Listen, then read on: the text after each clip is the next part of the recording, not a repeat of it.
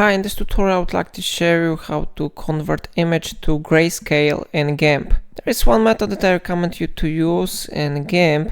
Before we start, I recommend you to subscribe my channel to stay up to date with my tutorials. Okay, so now let's start with this process. First, we need to go to Colors tab on the upper side, and here we have something like Desaturate.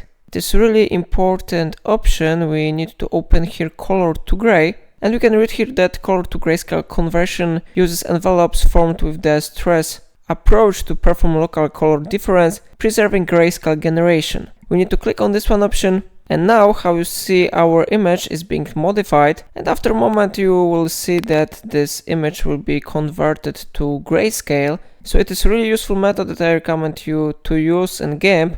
How you see this preview is really great. So now we need to click OK button to save changes, and how you see our image has been successfully converted to grayscale. It's all for today. If I helped you, remember to like this tutorial.